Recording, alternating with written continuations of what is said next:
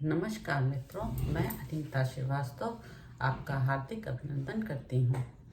श्रीमद् वाल्मीकि रामायण में आज का प्रसंग है राजा का ऋषियों से यज्ञ कराने के लिए प्रस्ताव। ऋषियों का राजा को और राजा का मंत्रियों को यज्ञ की आवश्यक तैयारी कराने के लिए आदेश देना।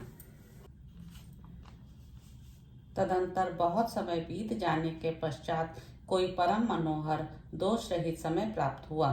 उस समय वसंत ऋतु का आरंभ हुआ था। राजा दशरथ ने उसी शुभ समय में यज्ञ आरंभ करने का विचार किया। तत्पश्चात उन्होंने देवोपम कांति वाले विप्रवर ऋष्यशृंग को मस्तक झुकाकर प्रणाम किया और वंश परंपरा की रक्षा के लिए पुत्र प्राप्ति के निमित्त यज्ञ कराने के उद्देश्य से उनका वर्ण किया। ऋष्यशृंग ने बहुत अच्छा कहकर उनकी प्रार्थना स्वीकार की और उन पृथ्वीपति नरेश से कहा, राजन, यज्ञ की सामग्री एकत्र कराइए। भूमंडल में भ्रमण के लिए आपका यज्ञ संबंधी अश्व छोड़ा जाए और सरयू के उत्तर तट पर यज्ञ भूमि का निर्माण किया जाए। तब राजा ने कहा, सुमंत्र, तुम शीघ्र ही वेद विद्या के पारंगत ब्राह्मणों तथा ब्रह्मवादी ऋतुजों को बुला ले आओ।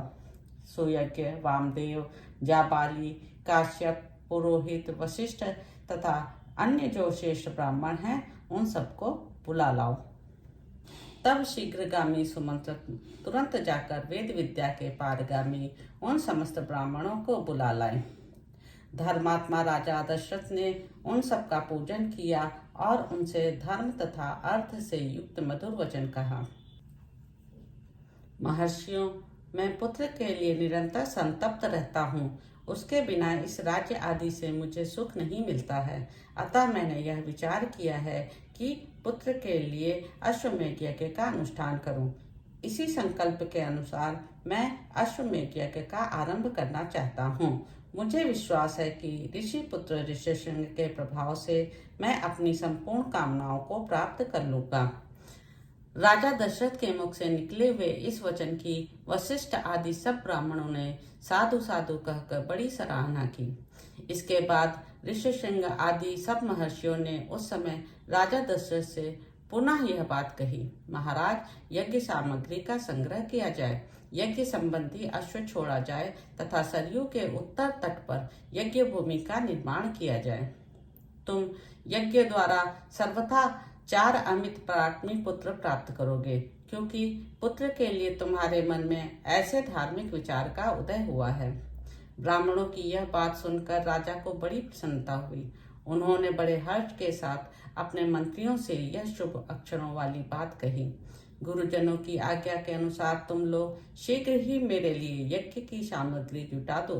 शक्तिशाली वीरों के संरक्षण में यज्ञीय यस्त्र छोड़ा जाए और उसके साथ प्रधान ऋत्विज भी रहें। सरयू के उत्तर तट पर यज्ञ भूमि का निर्माण हो।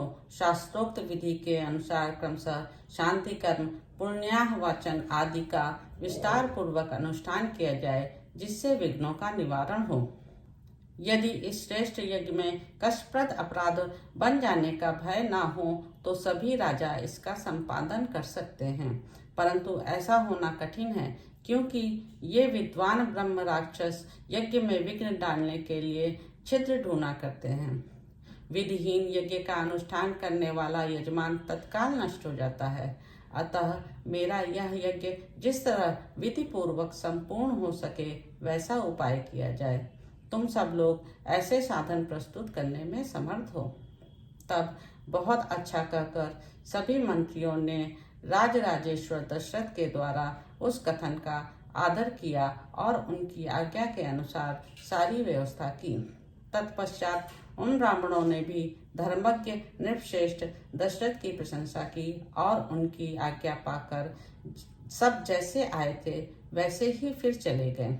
उन ब्राह्मणों को चले जाने पर मंत्रियों को भी विदा करके वे महाबुद्धिमान नरेश अपने महल में चले गए। तो इस प्रकार दोस्तों, वाल्मीकि रामायण के बालकांड का 12वां सर्ग यहाँ पर समाप्त होता है। आशा है आपको आनंद आ रहा होगा। नमस्कार मित्रों।